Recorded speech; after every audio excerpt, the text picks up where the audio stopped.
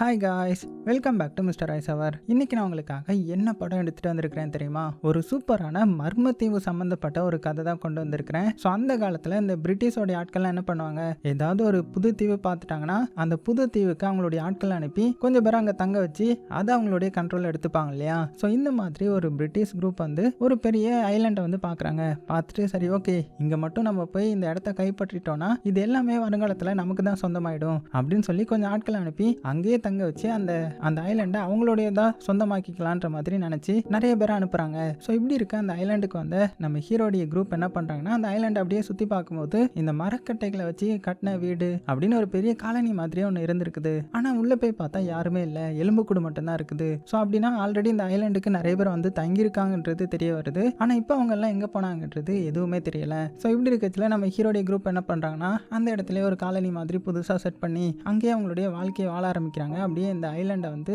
வாழ்றதுக்கு தகுதியா இருக்கிற இடமா மாத்திட்டு இருக்காங்க. ஸோ அந்த டைம்ல தான் திடீர்னு ஒரு மர்மமான விஷயம் நடக்க ஆரம்பிக்குது. ஏன்னா அந்த ஐலாண்ட்ல வந்து ஒரு ஏரி மாதிரி ஒன்று இருக்கும், அந்த சைட்ல அடர்ந்த காடு மாதிரி ஒன்று இருக்கும். அந்த காட்டுக்குள்ள இருந்து வினோதமான சத்தங்கள்லாம் வர ஆரம்பிக்குது. ஸோ உண்மைக்குமே அந்த காடு என்னது, ஆல்ரெடி இந்த ஐலாண்ட்ல இருந்த மக்களுக்கெல்லாம் என்னாச்சு, கடைசியில் நம்ம ஹீரோடைய குரூப் வந்து தப்பிப்பாங்களா இல்லையான்ற மாதிரியான சூழ்நிலை வந்துடும். ஸோ அவங்க வந்து இதோடைய உண்மையை கண்டுபிடிச்சாங்களா இல்லையா அப்படின்ற கதையெல்லாம் ரொம்பவே சூப்பரா சொன்ன கதை தான் தி லாஸ்ட் காலனி. சரி, அவங்க டைம் வேஸ்ட் பண்ணாம டைரக்டா படத்தோட கதைக்குள்ள போயிடலாமா? அப்படி போறதுக்கு முன்னாடி ஒரே ஒரு லைக்கை மட்டும் தட்டி விட்டுருங்க. இந்த படம் எப்போ ஆரம்பிக்கிற மாதிரி காமிக்கிறாங்கன்னா 1580வது வருஷம் நடக்கிற மாதிரி காமிக்கிறாங்க.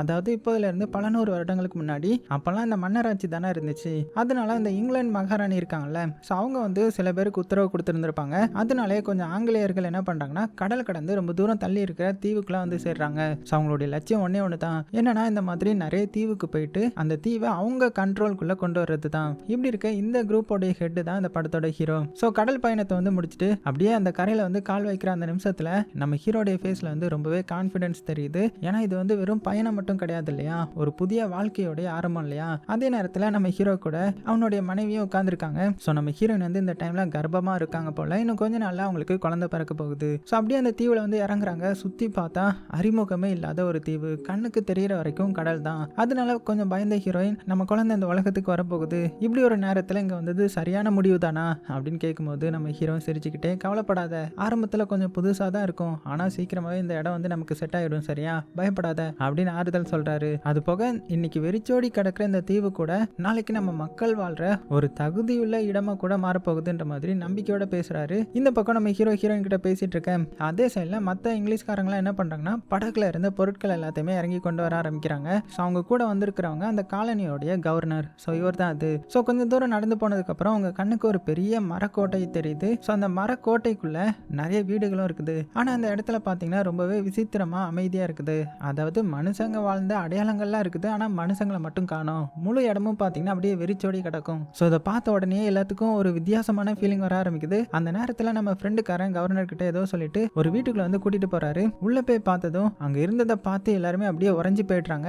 ஏன்னா அந்த வீட்டுக்குள்ள ஒரு எலும்பு கூடு தூக்குல வந்து தொங்கிட்டு இருக்குது. ஸோ பார்க்கவே பயங்கரமா இருக்கும். பல மாதங்கள் அங்கேயே தொங்கிட்டு இருந்த மாதிரி இருக்கும். ஸோ கவர்னர் கொஞ்ச நேரம் அதை அமைதியாக பார்த்துட்டு, இதை பார்க்கறதுக்கு ஒரு சிப்பாயோடைய உடம்பு மாதிரி தெரியுது, அதிகபட்சம் சில மாதங்களுக்கு முன்னாடி தான் இறந்து போயிருக்கணும்ன்ற மாதிரி சொல்ல. ஆனால் ஃப்ரெண்டுக்காரன் உடனே ஒரு முக்கியமான கேள்வி கேட்குறான். சரி, இவன் இறந்துட்டான்னு வச்சுக்கலாம், அப்போ அந்த காலனியில் இருந்த மற்ற மக்கள்லாம் எங்கே போனாங்க அப்படின்னு கேட்கும்போது அந்த கேள்விக்கு யாருக்குமே பதில் தெரியல. அதுக்குள்ள ஒரு ஜூனியர் ஆஃபீஸர் வந்து பேச ஆரம்பிக்கிறான். நாங்கள் உள்ள வந்தபோது எல்லா வீடுகளுடைய கதவும் உள்ளிருந்து பூட்டப்பட்டிருந்துச்சு, ஆனால் எங்கேயுமே வேற எந்த உடம்புமே இல்லைன்ற மாதிரி சொல்ல, அவ்வளோதான், அங்கிருந்த ஒவ்வொருத்தருக்கும் பயம் வந்து உச்சந்தலைக்கு ஏறுது. ஏன்னா ஒரு முழு காலனியே காணாம போயிருக்கும் இல்லையா? ஆனா ஒரே ஒரு எலும்பு கூடு மட்டும் மிச்சமா இருக்குது இல்ல.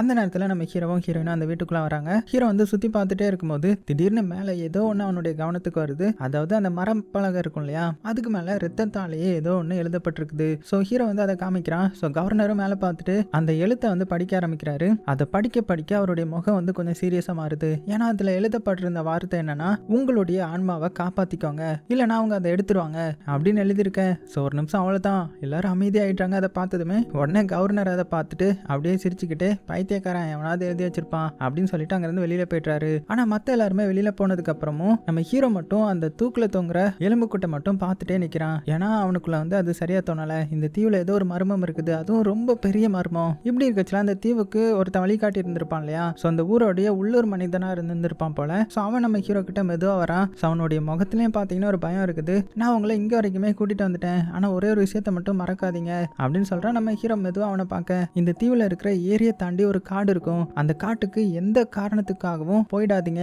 அப்படின்னு எச்சரிக்கை பண்றான். அவ்வளவுதான். அதுக்கு மேல ஒரு வார்த்தை கூட பேசாம திரும்பி தன்னுடைய படகு எடுத்துட்டு அங்கிருந்து ஓட ஆரம்பிச்சிட்டான். சோ நம்ம ஹீரோவா அவன் போறதே பார்த்துட்டு இருக்கிறாரு. ஏன்னா அவன் பேசுற விதத்துல பயம் மட்டும் தெரியல, அதையும் தாண்டி ஏதோ ஒரு அதிர்ச்சியை பார்த்துட்டு இருந்திருப்பான் போல. சோ நாட்களும் அப்படியே கொஞ்சம் கொஞ்சமா நகர ஆரம்பிக்குது. அந்த வெறிச்சோடி கடந்த மர வீடுகள் எல்லாத்தையுமே அங்க வந்து இருந்த ஆங்கிலேயர்கள் எல்லாம் சரி பண்ண ஆரம்பிக்கிறாங்க. உடஞ்ச கதவுகளை வந்து சரி பண்ணாங்க, சுவர்களையும் சரி பண்ணாங்க. மெல்ல மெல்ல அந்த காலியா இருந்த காலனி வந்து மறுபடியும் உயிர் பெற ஆரம்பிச்சுது. ஸோ ஒவ்வொருத்தரும் அவங்களுக்கான வீட்டை வந்து அவங்களே தேர்வு பண்ணிக்கிட்டு ஒரு புதிய வாழ்க்கையை வந்து வாழ தொடங்கினாங்க. ஸோ இப்படி இருக்க நைட் ஆகுது. ஸோ எல்லாருமே தூங்கிட்டு இருக்காங்க. அப்போ நம்ம ஹீரோயினுக்கு மட்டும் ஒரு பயங்கரமான கனவு வர ஆரம்பிக்குது. அது சாதாரண கனவு மாதிரி தெரியல, ரொம்பவே கொடூரமான கனவு போல. அதாவது நம்ம ஹீரோயின் அவளுடைய வயிற்றை பார்க்குறா, ஆனால் அங்கே வந்து குழந்தைய காணோம். கொஞ்ச நேரத்துக்கு முன்னாடி கர்ப்பமா இருந்த நம்ம ஹீரோயின் இப்போ பார்த்தீங்கன்னா அப்படியே எதுவுமே இல்லாத மாதிரி இருக்குது. அதை விட கொடூரம் என்னன்னா, அப்படியே சுற்றி பார்த்தா எங்கே பார்த்தாலுமே ரத்தம், தரையில ரத்தம், செவுத்துல ரத்தம், கைகளில் ரத்தம். பதறி போன நம்ம ஹீரோயின் என்னோட குழந்தை எங்க அப்படின்னு கத்திக்கிட்டே வெளியில ஓடுறாங்க. ஸோ வீட்டுக்கு வெளியில வந்ததுமே அவளுடைய மூச்சே நின்று போயிருது. ஏன்னா இருட்டுக்குள்ள ஒரு பயங்கரமான ஒரு கொடூரமான உருவம் ஒன்று நின்றுட்டு இருக்கும். ஸோ பார்க்கவே பயங்கரமா இருக்கும். ஒரு விட்ச் போல. அந்த விட்சோடைய கையில ஹீரோயினுடைய அந்த புதுசா பிறந்த குழந்தை வந்து இருக்கும். ஸோ ஹீரோயின் அழுதுகிட்டே என்னுடைய குழந்தைய தயவு செஞ்சு என்கிட்ட கொடுத்துரு அப்படின்னு கேட்குறாங்க. ஆனா அந்த விட்ச் வந்து மெதுவா அப்படியே சிரிக்குது. அந்த சிரிப்பே பயங்கரமா இருக்குது. அதுக்கப்புறம் நம்ம ஹீரோயினை பார்த்து இந்த குழந்தை எங்களுக்கு வேணும் அப்படின்னு பாருங்க. அவ்வளவுதான். ஹீரோயின் அலறி கத்துறாங்க. அடுத்த செகண்டே கண் முழிச்சிட்டாங்க. இப்பதான் அவளுக்கு தெரியுது இது கனவுன்ற மாதிரி. ஆனா அந்த பயம் மட்டும் ரொம்பவே உண்மையா இருக்கு. ஸோ ஹீரோயினுக்கு வந்து மூச்சு விடவே கஷ்டமா இருக்குது. உடம்பு ஃபுல்லா வேத்துருது. அது போக ஹீரோயின் இப்படி கத்துன சத்தத்தை கேட்டு பக்கத்துல தூங்கிட்டு இருந்தா நம்ம ஹீரோ பதறி எந்திரிச்சிடுறான். என்னாச்சு அப்படின்னு கேட்கும்போது ஹீரோயின் அழுதுகிட்டே அவளுடைய கனவை பத்தி சொல்ல, டக்குன்னு ஹீரோ எதையோ பார்த்து சாக்காகிறான். என்னன்னு பார்த்தா ஹீரோயினுடைய ரத்தம் வந்து வர ஆரம்பிச்சிருக்கும் போல. அதாவது பிரசவ நேரம் வந்துருச்சு. உடனே வெளியில ஓடி பிரசவம் பார்க்குற பெண்கள் எல்லாத்தையுமே கூப்பிடுறான். கொஞ்ச நேரத்துல எல்லாருமே ஓடி வந்துட்டாங்க. அந்த வீட்டுக்குள்ள அப்படியே பரபரப்பாகுது. எல்லாருமே ஹீரோயினை காப்பாற்ற முயற்சி பண்றாங்க. ஆனா ஹீரோயினுக்கு மட்டுமே வேற மாதிரி தெரியுது. அவங்க கண்ணுக்கு வந்து அந்த பெண்கள் எல்லாம் ஏதோ கொடூரமான அந்த கனவுல பார்த்த விட்ச் மாதிரியே தெரியுது. ஸோ அவங்க எல்லாருமே சேர்ந்து நம்ம ஹீரோயினுடைய குழந்தைய பறிக்க வந்திருக்கிற மாதிரி அவளுக்கு தோணுமா. ஸோ ஹீரோயினுக்கு இன்னுமே பயந்து போய் சத்தமா அலற ஆரம்பிச்சிட்டாங்க. அந்த நேரத்தில் நம்ம ஹீரோ மட்டும் அவளுடைய கையை பிடிச்சிட்டு நான் இங்கே தான் இருக்கேன், பயப்படாத, ஒன்றாகாது அப்படின்னு தைரியம் கொடுக்குறாரு. ஸோ அந்த ஒரு வார்த்தை தான் நம்ம ஹீரோயினுக்கு கொஞ்சம் நிம்மதி கொடுக்க. ஸோ பல மணி நேரம் போராட்டத்துக்கு அப்புறம் இறுதியா ஒரு குழந்தை பிறகுது. ஒரு அழகான பெண் குழந்தை. அந்த குழந்தை அழுற சத்தம் கேட்ட உடனேயே நம்ம ஹீரோயினுக்கு தெரிஞ்சிட்டு இருந்த அந்த சூனியக்காரங்கள்லாம் இருக்காங்கல்ல, அவங்க எல்லாருமே மறைஞ்சு போயிட்டாங்க. இப்போ அவளுக்கு தெரியுறது அவளுடைய குழந்தை மட்டும்தான். அந்த நொடியே ஹீரோவும் ஹீரோயினும் அந்த குட்டி பேபியை பார்த்து ரொம்பவே சந்தோஷத்துல கண் கலங்கிட்டாங்க. கரெக்டா அப்பதான் நம்ம கவர்னரும் அந்த இடத்துக்கு வராரு. ஸோ வந்து அந்த பேபியை பார்த்ததுமே அவரும் ரொம்பவே சந்தோஷப்படுறாரு. ஸோ ஹீரோவும் சிரிச்சுக்கிட்டே வாழ்த்துக்கள், நீங்க இப்போ தாத்தாவாயிட்டீங்க அப்படின்னதும் அவ்வளவுதான். அங்க இருந்து எல்லாருமே சந்தோஷப்பட ஆரம்பிக்கிறாங்க. ஸோ பல நாட்களா இருந்த பதற்றம் வந்து ஒரே நிமிஷத்துல வந்து மறைஞ்சு போன மாதிரி ஆயிடுது. அப்புறமா அந்த கவர்மெண்ட் வந்து அந்த குட்டி குழந்தைய மறுபடியும் பார்த்துட்டு அங்க இருந்து எல்லார்ட்டையும் என்ன சொல்றாருன்னா, இங்க நம்ம இப்போ வெற்றிகரமா குடியேறிட்டோம் இல்லையா, ஸோ அந்த நல்ல செய்தியை மகாராணி கிட்ட சொல்லணும்ல, அதனால நான் மறுபடியும் வந்து இங்கிலாந்துக்கு திரும்பி போறேன் அப்படின்னு சொல்ல, அதுக்கப்புறம் ஃப்ரெண்டுக்காரனை பார்த்துட்டு நான் திரும்பி வர்ற வரைக்குமே நீங்க இருக்கிற எல்லாத்தையுமே பொறுப்பா பாத்துக்கணும் அப்படின்னு சொல்றாரு. அப்படி சொல்லிட்டு அடுத்தது ஹீரோவை பார்த்து எவ்வளவு சீக்கிரம் முடியுமோ அவ்வளவு சீக்கிரமா விவசாயத்தை ஆரம்பிங்க, வசந்த காலம் வரும்போது நான் பெரிய கப்பலோட திரும்பி வருவேன்ற மாதிரி சொல்லிட்டு எல்லாத்துக்குமே வாழ்த்துக்களும் சொல்றாரு. அந்த நேரத்துல திடீர்னு வெளியில இருந்து கொஞ்சம் பேர் அவசரமா ஓடி வராங்க. அவங்க முகத்தை பார்த்தாலே தெரியுது ஏதோ ஒரு பெரிய பிரச்சனை நடந்திருக்கும் போல. ஸோ இவங்க வந்து காலையில இங்க இருந்து வேட்டைக்கு போன வேட்டைக்காரங்க போல. ஸோ மூச்சு வாங்கிக்கிட்டே கவர்னர் கிட்ட வந்து சார் ஒரு வித்தியாசமான விஷயம் நடந்திருக்குதுன்ற மாதிரி சொல்ல, கவர்னரும் என்னாச்சு, ஏன் பதற்றப்படுறீங்க அப்படின்னு கேட்கிறாரு. ஸோ நாங்க காட்டுக்குள்ள பல இடத்துல வலை போட்டோம், ஆனா ஒரு மிருகம் கூட மாட்டல தெரியுமா, அது மட்டும் இல்லாம ஒரு பறவை கூட அங்க காணோம் அப்படின்னு வந்து அந்த வார்த்தையை கேட்டதுமே இங்க இருக்கிற எல்லாத்துக்குமே வித்தியாசமா இருக்குது. ஏன்னா இவ்வளவு பெரிய காடு ஆனா ஒரு மிருகம் கூட இல்லையா அப்படின்னு மிரண்டு போறாங்க. ஆனா கவர்னருக்கு வந்து அதை பத்தி கவலை இல்லை. பரவாயில்ல, தொடர்ந்து முயற்சி பண்ணுங்க, நமக்கு கண்டிப்பா சாப்பாடு தேவையில்ல, ஸோ வேட்டையை நிறுத்தக்கூடாது அப்படின்னு சொல்லிட்டு அங்க இருந்து கிளம்புறதுக்கு ரெடி ஆகுறாரு. அதுக்கப்புறம் கொஞ்ச நாளைக்குள்ளேயே இந்த கவர்னர் வந்து இங்கிலாந்துக்கு வந்து கிளம்பிட்டுறாரு. ஸோ அந்த பெரிய கப்பல் கடலுக்குள்ள மறைஞ்சு போற வரைக்குமே அங்க இருந்து எல்லாருமே பார்த்துட்டு இருப்பாங்க. இப்போ அந்த முழு காலனியோடைய பொறுப்பும் ஹீரோ கையிலையும் ஹீரோடைய ஃப்ரெண்டுக்காரன் கையிலையும் தான். ஸோ இப்படி இருக்க அன்னைக்கு நைட் ஆகுது. ஸோ ஹீரோயின் பேபி வச்சுட்டு தூங்கிட்டு உட்காந்துருப்பாங்க. ஆனா முகத்துல வந்து சந்தோஷத்தை விட கவலை தான் அதிகமா இருக்கும். ஸோ இதை பார்த்து நம்ம ஹீரோ வந்து என்னாச்சு, ஏன் இப்படி சோகமா இருக்குன்ற மாதிரி கேட்கும்போது ஹீரோயினும் மெதுவா எனக்கு இந்த தீவு பிடிக்கல, ஏன்னா எப்பவுமே நம்மளை யாரோ பார்த்துட்டு இருக்கிற மாதிரி எனக்கு தோணுது, இங்க ஏதோ ஒண்ணு சரியில்லை அப்படின்னு சோகமா சொல்றாங்க. ஸோ அந்த வார்த்தைகள்ல ரொம்பவே பயம் இருக்குதுன்றது நம்ம ஹீரோ புரிஞ்சுக்கிறான். ஆனா அவன் நம்ம ஹீரோயினை சமாதானப்படுத்தணுன்றதுக்காக இப்போ புதுசா இருக்கிறதுனால தான் உனக்கு அப்படி தோணுது, நீ கவலைப்படாத, இன்னும் கொஞ்ச நாள் போகட்டும், நம்ம வந்து விவசாயத்தை வந்து ஸ்டார்ட் பண்ணுவோம், வியாபாரம் பண்ணுவோம், அதுக்கப்புறம் நம்ம பேபிக்கு இந்த தீவுல வந்து ஒரு நல்ல வாழ்க்கையை வந்து வாழ வைப்போம் அப்படின்னு ரொம்பவே நம்பிக்கை கொடுக்குறாரு. ஸோ இதை கேட்டதுமே நம்ம ஹீரோயினும் கொஞ்சம் தலையாட்டுறாங்க. ஆனால் அவளுடைய மனசுக்குள்ளே மட்டும் பார்த்தீங்கன்னா அந்த பயம் வந்து ரொம்பவே இருக்குது.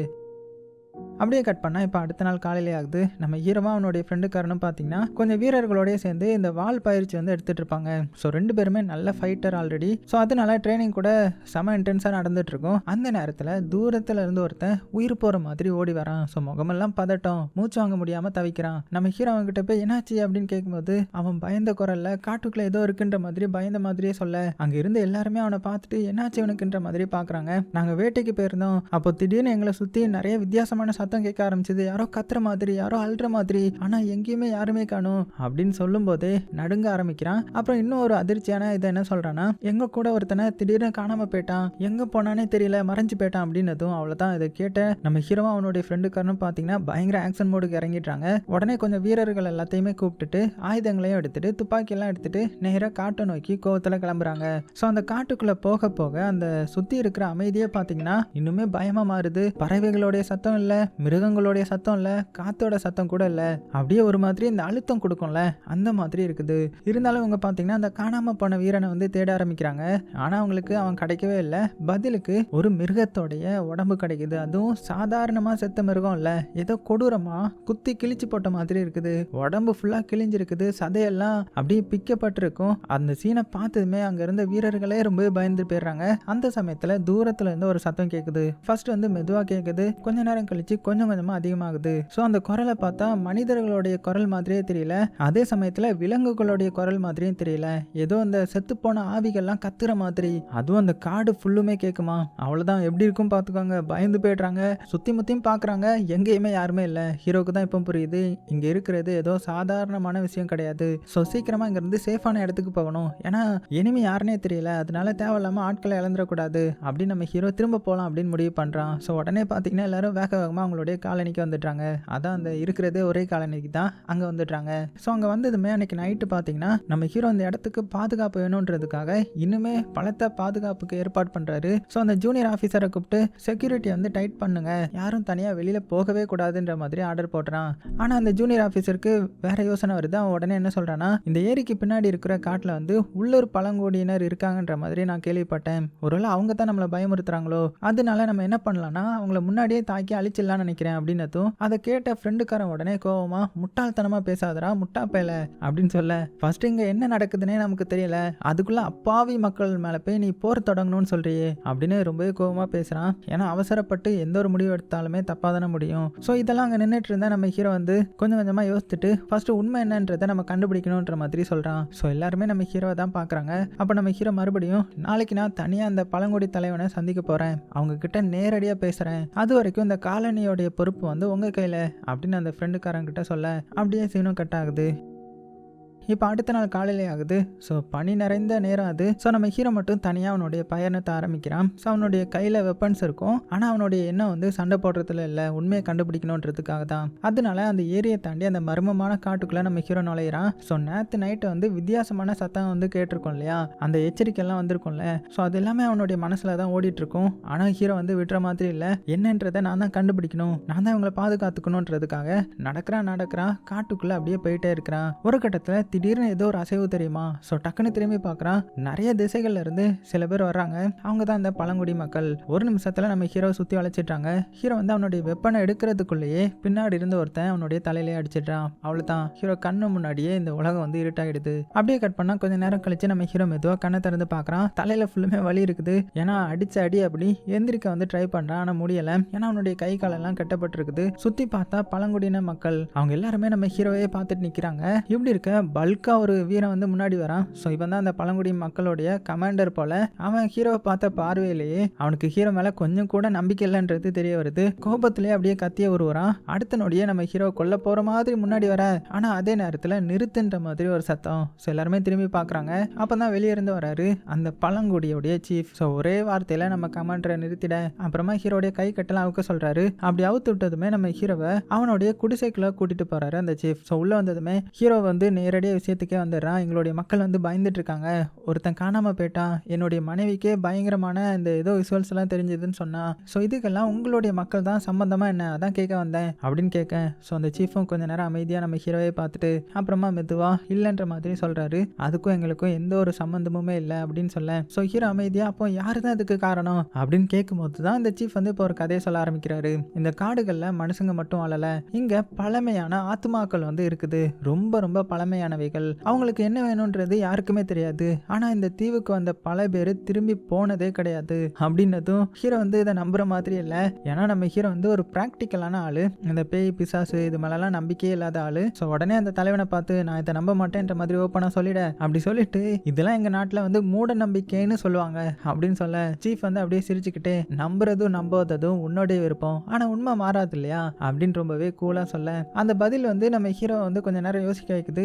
என்ன இவர் சொல்றதெல்லாம் ஒரு வேளை உண்மையா இருக்குமோன்ற மாதிரி லைட்டா யோசிக்கிறான். அப்புறம் அந்த சீஃப் என்ன பண்றான்னா அவனுடைய கழுத்துல இருந்த ஒரு பொருளை கலட்டுறாரு. ஒரு சின்ன தாயத்து மாதிரி இருக்குது. அதை நம்ம ஹீரோ கையில கொடுக்க நாங்க இன்னும் உயிரோட இருக்கிறதுக்கு காரணமே எங்களுடைய குலதெய்வம் தான், அதுதான் இந்த தாயத்து அப்படின்னு சொல்ல ஹீரோவும் அதை பார்த்துட்டு இருக்க.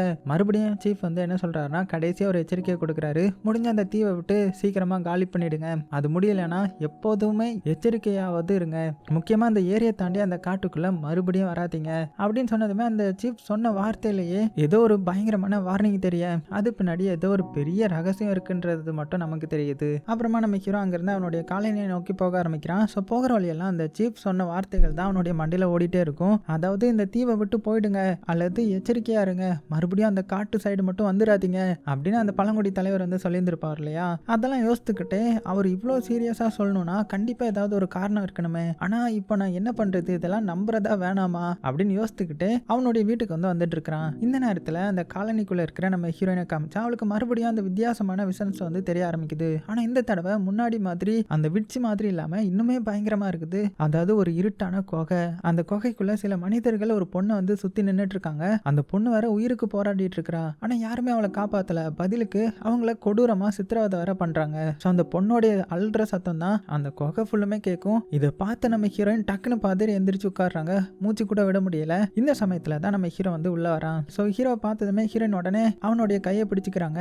இது சாதாரணமான விஷயமா எனக்கு தெரியல, எனக்கு தினந்தோறும் ஏதோ ஒரு கனவு வருது, யாரோ என்கிட்ட ஏதோ சொல்ல முயற்சி பண்ற மாதிரி தோணுது, இந்த தீவுல ஏதோ தப்பா இருக்குங்க அப்படின்னதும். ஆனா ஹீரோ இந்த வாட்டியுமே லாஜிக்கா பேசுறான். இங்க பாரு, நீ ரொம்பவே ஸ்ட்ரெஸ்ல இருக்க, குழந்தை பிறந்ததுக்கு அப்புறம் உடம்பும் மனசும் ரொம்பவே வீக்கா இருக்குன்ற மாதிரி நான் சொல்லி கேள்விப்பட்டிருக்கிறேன், அதனாலதான் உனக்கு இந்த மாதிரி தோணுது, எல்லாமே சீக்கிரமா சரியாயிடும்ன்ற மாதிரி ஆறுதல் சொல்ல. ஸோ ஹீரோயினும் வேற வழி இல்லாம அதை அமைதியா கேட்டுக்கிறாங்க. ஆனா அவங்களுக்குள்ள பயம் மட்டும் ரொம்பவே அதிகமாகுது. அடுத்த நாள் ஆகுது. நம்ம ஹீரோ என்ன பண்றான்னா அந்த ஃப்ரெண்டுக்காரன் அதுக்கப்புறம் அந்த ஜூனியர் ஆஃபீஸர்லாம் இருப்பாங்கல்ல அவங்கள கூப்பிட்டு ஒரு முக்கியமான விஷயம் பேசுறான். நமக்கு இப்போ வந்து ஒரு பெரிய பிரச்சனையே சாப்பாடு தான் அப்படின்னு சொல்ல. ஏன்னா அந்த காட்டுல வந்து மிருகமே இல்லை, வேட்டையாடின கூட எதுவுமே கிடைக்காது இல்லையா. அது போக மறுபடியும் இங்கிலாந்துல இருந்து கப்பல் வர்றதுக்கு இன்னுமே பல மாதங்கள் இருக்குது இல்லையா. அது வரைக்கும் இங்க இருக்கிற மக்கள் வந்து உயிரோட இருக்கணும்னா அதுக்கு ஒரே ஒரு வழி விவசாயம் மட்டும்தான். அதனால முடிஞ்ச அளவுக்கு அதிகமா நம்ம விதை போடணும். ஸோ நிலத்தை வந்து தயார் பண்ணணும், இல்லைன்னா நம்ம எல்லாருமே பட்னியில சாக வேண்டிய சூழ்நிலை வரும் அப்படின்னு நம்ம ஹீரோ உத்தரவு போட்டுறாரு. ஸோ இதனாலேயே எல்லாருமே வேலையை வந்து ஸ்டார்ட் பண்றாங்க. ஸோ நாட்களும் அப்படியே கொஞ்சம் கொஞ்சமா போக ஒரு நாள் நைட் என்ன ஆகுதுன்னா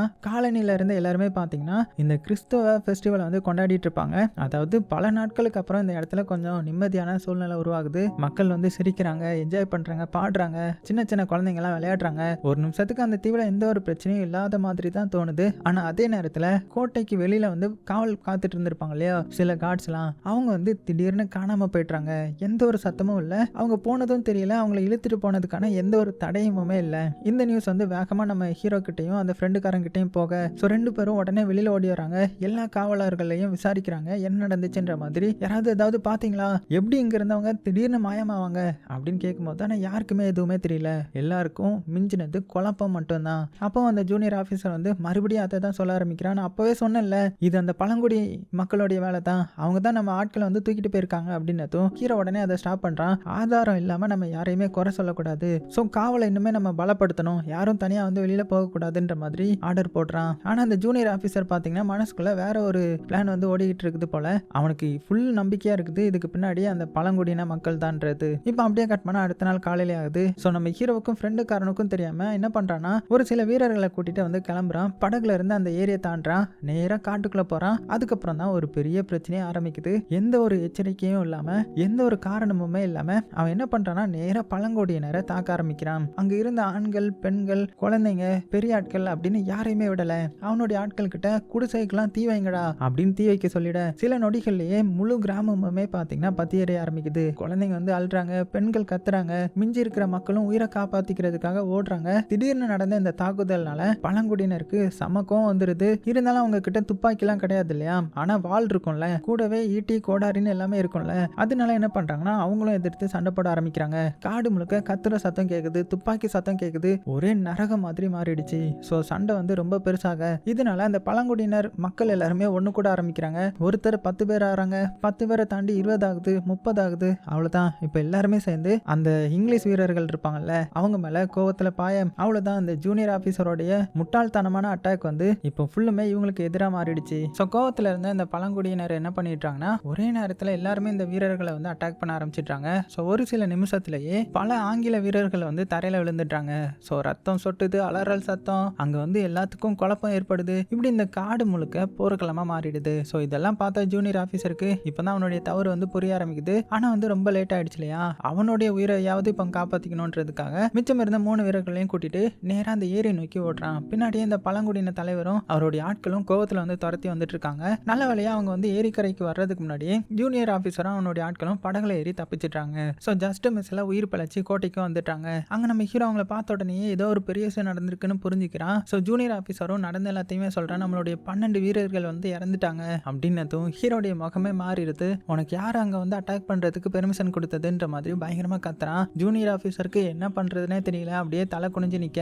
ஸோ எத்தனை பழங்குடியினர் இறந்தாங்க அப்படின்னு ஹீரோ கேட்கும்போது அதுக்கு அவன் நிறைய பேர் அப்படின்னதும் அவ்வளவுதான். ஹீரோ வந்து கோபத்தோடைய உச்சிக்கே போயிட்டான். உனக்கு தெரியுதா நீ என்ன பண்ணிருக்கேன்னு? ஏற்கனவே நமக்கு தெரியாத ஒரு எதிரி இருக்காங்க, இப்போ நீ இன்னொருத்தரையுமே எதிரியா உருவாக்கிட்ட. ஸோ முழு காலனியோடைய உயிரையும் நீ ஆபத்துல தள்ளிட்ட அப்படின்னு பயங்கரமா கத்துறான். ஸோ அந்த ஜூனியர் ஆபீசருக்கு என்ன சொல்றதுனே தெரியல, எந்த ஒரு பதிலுமே அவங்க கிட்ட இல்ல. ஏன்னா ஹீரோ சொல்றது ஒவ்வொன்றுமே உண்மையான வார்த்தைகள் தானே. அதனால இப்போ நம்ம ஹீரோ என்ன பண்றோம்னா உடனே வீரர்களை கூப்பிட்டு அவனை கைது பண்ண சொல்றாரு. சங்கிலி போட்டு அவனை வந்து சிறைக்குள்ள வந்து அடைச்சிட்டாங்க. ஸோ அந்த ராத்திரி வந்து ஃப்ரெண்டுக்காரன் நம்ம ஹீரோ கிட்ட வந்து இப்போ நம்ம என்ன பண்ண போறோம் அப்படின்னு கேட்கும்போது கப்பல் இல்லை, இங்கிலாந்துக்கும் போக முடியாது, பழங்குடியினரும் நம்ம மேல கோபமா இருக்காங்க, அது மட்டும் இல்லாம ஏதோ ஒரு மர்மமான ஆபத்து வர இருக்குது அப்படின்னதும் ஸோ ஹீரோக்கு என்ன சொல்றதுன்னே தெரியல. அமைதியை யோசிக்கிறான். அப்புறமா இப்போதைக்கு நம்ம செய்ய வேண்டியது ஒன்னே ஒன்று தான், எல்லாருமே எச்சரிக்கையா இருக்கணும், கோட்டையை விட்டு யாருமே வெளியில வரக்கூடாது அப்படின்னு சொல்றான். அதுக்கப்புறம் நம்ம ஹீரோயினை பார்க்கறதுக்காக வீட்டுக்குள்ள போறான். ஆனா அங்க வந்து இன்னொரு பேர் அதிர்ச்சி வந்து அவனுக்கு காத்துட்டு இருக்குது. அதாவது நம்ம ஹீரோயின் மறுபடியும் நடுங்கிட்டு உட்கார்ந்துட்டு இருக்காங்க. ஸோ முகத்துல முழுக்க பயமா இருக்குது. அதாவது மறுபடியும் அந்த காட்சி வந்துருச்சு போல. ஸோ அதே கொகை, அதே பெண், அந்த கொடூரமான சித்திரவதை. ஆனா இந்த தடவை வேற ஏதோ வந்து சொல்ல வந்திருக்காங்க போல. இந்த தீவுல வந்து ரொம்பவே மோசமா வந்து ஏதோ ஒன்று நடக்க போகுது, எனக்கு வந்து தெள்ள தெளிவா உணர முடிஞ்சது, ஏதோ நம்மளை வந்து நெருங்கிட்டு இருக்கிற மாதிரி எனக்கு தோணுதுன்ற மாதிரி பயத்தோடய சொல்ல. ஆனா மறுபடியும் நம்ம ஹீரோ வந்து அவங்கள சமாதானப்படுத்த தான் ட்ரை பண்றான். ஆனா இந்த வாட்டி அவனுக்குள்ளேயும் கொஞ்சம் பயம் வந்திருக்கும். இது வரைக்கும் நம்ம ஹீரோயின் பார்த்த விஷயங்கள் வந்து கொஞ்சம் கொஞ்சமா உண்மைக்கு வர நடந்துட்டு இருக்கிற மாதிரி அவனுக்கு தோணி இருக்கும். அதே சமயத்துல வெளியில வந்து சங்கிலியில கட்டப்பட்டிருந்த அந்த ஜூனியர் ஆபீசரை காமிக்கிறாங்க. தனியா உட்கார்ந்து இருக்கிறான். காத்து வேற விசித்திரமா வீசுது. சுத்தி பார்த்தா யாருமே இல்ல. திடீர்னு அவனுடைய முன்னாடி ஏதோ நிழல்கள் நகர்ற மாதிரி அவனுக்கு தோணுமா. முதல்ல வந்து அதை வந்து அவன் கவனிக்கல. ஆனா அடுத்த நிமிடமே அந்த நிழல்கள் வந்து அவனை சுத்தி நிக்க ஆரம்பிக்குது. அவன் பயந்து அலறான், காவலர்களை கூப்பிடுறான். ஆனா பாத்தீங்கன்னா யாருமே வரல. அடுத்த சில நொடிகள்லயே அந்த மர்மமான சக்தி வந்து அவன் மேல பாயுது. ஸோ ஜூனியர் ஆபீசரோடைய அலறல் சத்தம் மட்டும் தான் நமக்கு கேட்கும். ஸோ அந்த சத்தம் நம்ம ஹீரோக்கும் ஃப்ரெண்டுக்காரனுக்கும் கேட்டு அவங்க ஓடி வந்து பாக்குறாங்க. ஆனா அதுக்குள்ள எல்லாமே முடிஞ்சிருச்சு. ஏன்னா ஜூனியர் ஆபீசர் வந்து உயிர் இல்லாம அப்படியே கிடக்குறான். அவனுடைய முகம் வந்து மனித முகம்னு கூட சொல்ல முடியாத அளவுக்கு செதஞ்சு போய் கிடக்குது. ஸோ இதை பார்த்த ஃப்ரெண்டுக்காரன் அப்படியே ஸ்டன் ஆக்கி நம்ம ஹீரோ பார்த்து இப்பதான் எனக்கு புரியுது, அந்த பழைய எலும்பு கூடு இருந்த இடத்துல நம்ம ஒரு வாக்கியத்தை படிச்சோம், ஞாபகம் இருக்கா, அது வர்றதுக்குள்ளேயே உன்னுடைய ஆன்மாவை காப்பாத்திக்கோன்ற மாதிரி அங்க எழுதிருந்துச்சு இல்லையா, ஸோ அதுக்கு இதான் அர்த்தமா அப்படின்னு மிரண்டு போறான். அப்படியே கட் பண்ணா இப்ப அடுத்த நாள் ஸோ ஒரு பாதிரியாரை வந்து கூட்டிட்டு வராங்க. ஸோ அவர் ஜூனியர் ஆபீசருடைய உடலை பார்த்த உடனே அவருடைய முகமே மாறிடுது. இது சாதாரண ஆவி வேலை இல்ல, ரொம்பவே பழமையான, ரொம்பவே சக்தியான, மிகவும் ஒரு தீய சக்தியான ஆவியோடைய வேலை அப்படின்னு சொல்ல. ஸோ ஹீரோ உடனே அப்படின்னா அவங்களை எப்படி தடுக்கலான்ற மாதிரி கேட்கும்போது ஆனா அந்த பாதிரியார் என்ன சொல்றாருன்னா, என்னால உங்களுக்கு உதவ முடியாது, இந்த மாதிரியான சக்திகள் வந்து எதிர்க்கிற அளவுக்கு எனக்கு சக்தி கிடையாதுன்ற மாதிரி சொல்லிட. ஸோ அதை கேட்ட ஹீரோ வந்து இப்போ என்ன பண்றது, அப்போ நாங்க தான் போராடணுமா அப்படின்னு அவன் வந்து புலம்புறான். உடனே இந்த ஃப்ரெண்டுக்காரன் வந்து ஆனா நம்ம ஆயுதங்கள்னால அவங்களுக்கு எதுவும் ஆகலையே அப்படின்னு கேட்கறான். ஸோ ஹீரோ வந்து கொஞ்ச நேரம் யோசிச்சுட்டு ஒரு விஷயத்த வந்து நினைச்சு பார்க்கறான். ஒரு நிமிஷம் இருங்க, அந்த ஆவிகள் வந்து ஏரியை தாண்டி வர்றதை யாராவது பார்த்துருக்கீங்களா? எனக்கு என்ன தோணுதுன்னா அவங்களுக்கு தண்ணியை பார்த்தா பயமா இருக்கலாம்ல அப்படின்னு ஏதோ ஒன்று வந்து அவனுடைய உள்மனசு சொல்லுது. ஸோ இவ்வளோ நேரம் நம்ம ஹீரோ சொன்னதை கேட்டுட்டு இருந்த ஹீரோனுக்கு ஹீரோயினுக்கு வந்து ஒரு விஷயம் மட்டும் நல்லா புரிஞ்சிருக்கும். அப்படின்னா அந்த ஆவிகளால் நம்மளுடைய குழந்தைகளுக்கு ஆபத்தா அப்படின்னு நடுங்கிற குரல்ல கேட்குறா. ஸோ ஹீரோ கொஞ்ச நேரம் அமைதியாக நிற்கிறான். அவனுக்கு என்ன பதில் சொல்கிறதுனே தெரியல. அப்புறமா என்ன சொல்கிறேன்னா, அவங்க முயற்சி பண்ணுவாங்க, ஆனால் நான் உயிரோடு இருக்கிற வரைக்குமே நம்மளுடைய குழந்தை மேலே ஒரு சின்ன கீறல் கூட விட மாட்டேன்ற மாதிரி சொல்கிறான். ஸோ இந்த வார்த்தையை கேட்டதுமே ஹீரோயின் கொஞ்சம் நிம்மதியாகிறாங்க. ஆனால் ஹீரோடைய மனசுக்குள்ளேயும் இப்போ ஒரு பயம் வந்திருக்கும் இல்லையா? ஏன்னா இது சாதாரணமான எதிரி கிடையாது, கண்ணால் பார்க்க முடியாத எப்போ வேணாலுமே தாக்கக்கூடிய மர்மமான ஒரு விசித்திரமான சக்தி இல்லையா? ஸோ அப்படியே கட் பண்ணால் நைட் ஆகுது. ஹீரோ என்ன பண்ணுறான்னா, அவனே அந்த கோட்டையை சுற்றியுமே கண்காணிக்க வந்து கிளம்புறான். ஸோ ஃப்ரெண்டுக்காரன் வந்து கூடவே வரான். ஸோ இப்படி நைட்டு ஃபுல்லுமே பார்த்தீங்கன்னா கையில் வந்து இந்த தீப்பந்தத்தை வச்சுட்டு இடுப்பில் வாள் வச்சுட்டு சுற்றியுமே ஃபுல்லாக இருட்டாக இருக்குது. அந்த காற்று கூட வித்தியாசமாக வீசும். ஆனால் இந்த ராத்திரி மட்டும் எந்த ஒரு சம்பவமுமே நடக்கலை. ஒரு விதமான அமைதி மட்டும் இருக்குது. ஆனால் அந்த அமைதியே பயமாக இருக்கும் இல்லையா? அப்படியே சீன் கட் பண்ண இப்போ அடுத்த நாள் காலையில் நம்ம ஹீரோ வந்து ஒரு முடிவு எடுக்கிறான். இப்படி ஒளிஞ்சிட்டு இருந்தால் எதுவுமே தெரியாது, நம்ம தான் அவங்கள தேடி போகணுன்ற மாதிரி சொல்ல உடனே ஃப்ரெண்டுக்காரன் கொஞ்சம் வீரர்களையும் தீப்பந்தங்களையும் ஆயுதங்களையும் எடுத்துக்கிட்டு அந்த மர்மமான ஆவிங்க இருக்கிற இடத்த தேடி காட்டுக்குள்ளே வந்து போகிறான். ஸோ காடு உள்ளே போக போக சுற்றியுமே பார்த்தீங்கன்னா சூழ்நிலை வந்து மாற ஆரம்பிக்குது. பறவைகள் சத்தம் இல்லை, விலங்குகள் சத்தம் இல்லை, காற்று கூட அசைகிற மாதிரி வந்து தெரியல. இப்படி அவங்க கொஞ்சம் தூரம் நடக்கிறாங்க. அப்போ திடீர்னு அவங்களுக்கு முன்னாடி வெள்ளை கலர்ல ஒரு நிழல்கள் மாதிரி சில உருவங்கள் வந்து தோன்ற ஆரம்பிக்குது. ஸோ முதல்ல வந்து அது மனிதர்களா இல்லை வேற ஏதாவதுன்ற மாதிரி ஒன்றுமே புரியல. ஆனால் கொஞ்ச நேரத்திலேயே அந்த உருவம் வந்து தெளிவாக தெரிய ஆரம்பிக்குது. அது வந்து அந்த ஒரு கொடூரமான ஆவிகள் தான். ஒரே நேரத்தில் நம்ம ஹீரோடைய அந்த குரூப்பை வந்து சுற்றி அழைக்கிறாங்க. நம்ம வீரர்களுக்கு என்ன பண்ணுறதுனே தெரியல, பயந்து துப்பாக்கியில் வந்து சுட ஆரம்பிக்கிறாங்க. அப்புறம் தீப்பந்தங்களையும் வீச ஆரம்பிக்கிறாங்க. ஆனால் என்ன பிரச்சனைனா, குண்டு பட்டாலும் சரி தீ பட்டாலும் சரி அந்த ஆவிகளுக்கு வந்து எதுவுமே ஆகலை. ஏன்னா அது ஆவிகள் இல்லையா? ஸோ அப்படியே முன்னாடி நடந்து வந்துட்டு இருக்காங்க. அடுத்த நிமிஷமே அந்த ஆவிகள் வந்து நம்ம வீரர்கள் மேலே பாய ஆரம்பிக்க ஒருத்தருக்கு ஒருத்தர் கொடூரமாக கொல்லப்படுறாங்க. கொஞ்சம் பேர் அலறாங்க, கொஞ்சம் பேர் ஓட ட்ரை பண்ணுறாங்க. ஆனால் கொஞ்ச நேரத்திலேயே அப்படியே கிழிச்சு எறியப்படுறாங்க. அந்த காடு ஃபுல்லுமே மரண சத்தம் தான். ஒரு கட்டத்தில் ஒரு கொடூரமான ஆவி நம்ம ஹீரோ நோக்கி வருது. ஸோ கொஞ்ச நேரத்தில் ஹீரோடைய கதை முடிய போகுதுரா அப்படின்னு நினைக்கும் போது அப்பதான் நம்ம ஹீரோவுக்கு ஒன்று ஞாபகம் வருது. உடனே கையில் இருந்த தண்ணீரை அந்த ஆவிகள் மேலே வந்து தூக்கி வீசுறான். அவ்வளோதான், அந்த ஆவி வந்து ஒரு பயங்கரமான கத்துற சத்தம் போட்டுட்டு புகை மாதிரி அப்படியே மறைஞ்சு போயிருது. ஸோ இப்போ தான் ஹீரோடைய கண்களுக்கு தெரியுது, இது வேலை செய்யுதுன்ற மாதிரி கத்துறான். இப்போ எல்லாருமே புரிஞ்சுக்கிறாங்க. ஸோ அந்த ஆவியோடைய பலவீனமே தண்ணீர் தானே. ஸோ ஹீரோ ஃப்ரெண்டுக்காரன் அதுக்கப்புறம் மிச்சம் இருந்த வீரர்கள் எல்லாருமே தண்ணீரை வந்து தெளிச்சுக்கிட்டே உயிரை காப்பாற்றிட்டு ஓட ஆரம்பிக்கிறாங்க. ஆனால் பல பேர் இழந்துட்டாங்க இல்லையா? கஷ்டப்பட்டு எப்படியோ கோட்டைக்கு வந்து திரும்பி வந்துட்டாங்க. ஸோ வேக வேகமாக கதவை அடைக்கிறாங்க. இப்போ தான் எல்லாத்துக்குமே மூச்சே வருது. ஆனால் இப்போ இங்கேருந்து எல்லாத்துக்குமே தெரிஞ்சு போகுது, இவங்களுடைய எதிரி வந்து சாதாரண எதிரி கிடையாது. உயிரை மட்டும் இல்லை, அவங்களுடைய ஆன்மாவையுமே பறிக்கிற மாதிரி ஒரு கொடூரமான சக்தி அது.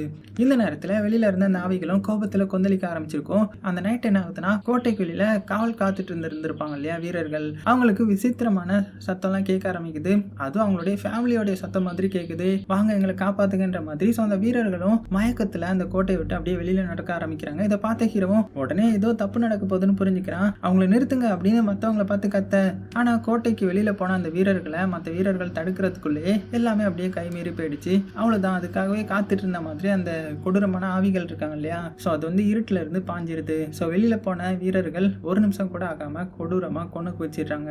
ஸோ அதோட அந்த ஆவிகள் நிறுத்தாம இப்போ கோட்டைக்குள்ள இருந்த மற்ற வீரர்களையும் கொலை பண்றதுக்காக வேகமாக வர ஆரம்பிக்குது. இதை பார்த்து நம்ம ஹீரோ ஃபயர் அப்படின்னு கத்துறான். ஸோ வீரர்கள் எல்லாருமே அந்த துப்பாக்கி வச்சு சுட ஆரம்பிக்கிறாங்க. ஆனால் துப்பாக்கி வச்சு சுட்டாதான் எதுவுமே ஆகாது இல்லையா? முன்னாடி இந்த மாதிரி தானே நடந்திருக்கும். ஸோ அதுங்க வந்து முன்னாடி வந்துட்டே இருக்கும். ஸோ அது வந்து என்ன பண்ணுதுன்னா, வீரர்களை வந்து அட்டாக் பண்ண ஆரம்பிக்குது, கொடூரமாக கொலை பண்ண ஆரம்பிக்குது. அப்போதான் நம்ம ஹீரோக்கு ஞாபகம் வருது, அச்சோ தண்ணி அப்படின்னு வேகமாக தண்ணீர் தடவிய கத்தி எடுத்து ஒரு கொடூரமான ஆவி மேலே பாயிறான். ஸோ கத்திப்பட்ட அந்த நொடியே அந்த ஆவி வந்து பயங்கரமான அலறல் சத்தம் கேட்டு புகை மாதிரி வந்து மறைஞ்சு போயிடுது. ஸோ இதை பார்த்து எல்லாத்துக்கும் இப்போ தான் நம்பிக்கை வர ஆரம்பிக்க. ஆனால் அந்த நம்பிக்கை வந்து ரொம்ப நேரம் நிற்கல. ஏன்னா இன்னொரு ஆவி வந்து என்ன பண்ணுதுன்னா, நேராக ஃப்ரெண்டுக்காரனை நோக்கி பாயுது. ஸோ அவன் ரியாக்ட் பண்ணுறதுக்குள்ளேயே ஒரு கூர்மையான ஆயுதத்தை அவனுடைய முதுகுலையாக சொருகிறோம். அவ்வளோதான், ஃப்ரெண்டுக்காரன் வந்து வழியில கத்துறான். ஸோ ஹீரோ அதை பார்த்து ஷாக்காக. ஆனால் ஃப்ரெண்டுக்காரன் வந்து சாதாரண ஆள் கிடையாது. அவங்ககிட்டயும் அந்த தண்ணீர் தடவைனா கத்தி இருக்கும். ஸோ வலியை தாங்கிக்கிட்டே அந்த கத்தியை எடுத்து அந்த ஆவி மேலே சொருகிறான். அடுத்த நொடியே அந்த ஆவியும் மறைஞ்சு போயிருது. ஸோ இதனால இப்போ இங்க இருந்த ஆவிகள் எல்லாம் ஓடி போயிருது. ஸோ மிச்சம் இருந்த ஆவிகளும் மெதுவாக பின்வாங்க ஆரம்பிக்குது. ஸோ அவங்க மறைஞ்சு போனதுமே நம்ம ஹீரோ உடனே ஃப்ரெண்டுக்காரனை உள்ள கூட்டிட்டு போறான். முதுகுல வந்து ரொம்பவே ஆழமான காயம் இருக்கும், ரத்தம் வேற நிறைய வெளியில ஏறி இருக்கும். ஸோ உடனே மருந்து போடுறாங்க. கோட்டைக்குள்ள இருந்த எல்லாருமே பயத்துல வந்து நடங்கிட்டு இருப்பாங்க. ஐயோ இப்படி ஆயிடுச்சேன்ற மாதிரி. இப்பதான் நம்ம ஹீரோக்கு தெளிவா ஒன்று புரிஞ்சிருக்கும், இப்படி தினமும் ஒளிஞ்சிருந்தா கடைசியில் எல்லாருமே செத்துருவாங்க, ஏதாவது ஒரு சொல்யூஷன் வந்து கண்டுபிடிக்கணும் அப்படின்ட்டு இப்போ அடுத்த நாள் காலையிலேயே நம்ம ஹீரோ வந்து ஒரு முடிவு எடுக்கிறான். அவன் மறுபடியும் அந்த பழங்குடியின தலைவரை வந்து சந்திக்க கிளம்புறான். ஸோ இதை பார்த்த ஹீரோனுக்கு எப்படி இருக்கும், பயந்து போயிடுறாங்க. நீ தனியாக எங்கே போகிற அப்படின்னு கேட்குறாங்க. ஸோ ஹீரோ வந்து அமைதியாக நான் தலைவரை பார்க்க அப்படின்னதும் உடனே ஹீரோயின் அவங்களுடைய மக்களை தான் நம்மளுடைய ஆட்களை வந்து கொண்டுட்டாங்கல்ல, அப்போ நீ அங்கே போனால் உன்னுடைய உயிரையும் எடுத்துருவாங்க தானே அப்படின்னு பயந்துக்கிட்டே சொல்கிறான். ஆனால் ஹீரோ என்ன சொல்கிறான்னா, நான் இப்படி எதுவுமே செய்யாமல் இருந்தால் நம்ம எல்லாரும் எப்படியும் சாக தான் போகிறோம், குறைஞ்சது ஒரு வாய்ப்பையாவது நம்ம முயற்சி பண்ணி பார்ப்போமே அப்படின்னு சொல்லிட்டு அவனுடைய உயிரை பணைய வச்சு மறுபடியும் அந்த காட்டுக்குள்ளே வந்து போகிறான். ஸோ பழங்குடியினர் கிராமத்துக்கு வந்த உடனே அவங்க சும்மா இருப்பாங்களா என்ன? ஸோ அங்கே இருந்த வீரர்கள் எல்லாருமே கோபத்தில் அவங்கள வந்து சூழ்ந்துடுறாங்க. ஸோ தலைவரும் நம்ம ஹீரோ பார்த்த உடனே செம டென்ஷன் ஆகிட்டாரு. உங்களுடைய ஆட்கள் என்ன பண்ணாங்க தெரியுமா, எங்கள் மக்களை கொண்டுட்டாங்க, அதுக்கப்புறம் இங்கே வர உனக்கு எப்படி தைரியம் வந்துச்சு அப்படின்னு கத்துறாரு. ஸோ நம்ம ஹீரோ தலை குனியாம அமைதியாக என்ன சொல்கிறான்னா, நடந்த இதுலையுமே எனக்கு சம்மந்தம் கிடையாது, அந்த தவறு செய்தவங்க வந்து தண்டனையை அனுபவிச்சிட்டாங்க, நான் இங்கே சண்டை போட வரல, உதவி கேட்க தான் வந்திருக்கிறேன் அப்படின்னு சொல்ல அதுக்கப்புறம் அந்த ஆவிகளை பற்றி எல்லாமே சொல்கிறான். இன்னைக்கு எங்களை தாக்குனவங்க நாளைக்கு உங்களையும் தாக்குவாங்க, அவங்கள நிறுத்தணும் அப்படின்னதும் தலைவரும் கொஞ்சம் நேரம் யோசிக்கிறாரு. அப்புறம் எனக்கெல்லாம் தெரியாது, ஆனால் காட்டுக்குள்ள ஒரு மர்மமான குகை இருக்குது, அந்த ஆவிகளுக்கு அந்த குகையில தொடர்பு இருக்குது அப்படின்னதும் இந்த வார்த்தையை கேட்ட உடனே ஹீரோடைய முகமே மாறிடுது. ஏன்னா ஹீரோயின் பல தடவை இந்த காட்சி வந்து சொல்லியிருந்திருப்பாங்க இல்லையா, அந்த குகை இருக்குது அங்கே ஏதோ நடக்குதுன்ற மாதிரி. ஸோ ஒருவேளை அதே இடமா இருக்கணுமோ அப்படின்னு நினைக்கிறான். உடனே அந்த தலைவர்கிட்ட என்னை வந்து அந்த குகைக்கு கூட்டிட்டு போங்க அப்படின்னு கேட்குறான். ஸோ ஃபர்ஸ்ட் வந்து தலைவர் வந்து இல்லை போக முடியாதுன்னு சொன்னாலுமே ஆனால் மறுபடியும்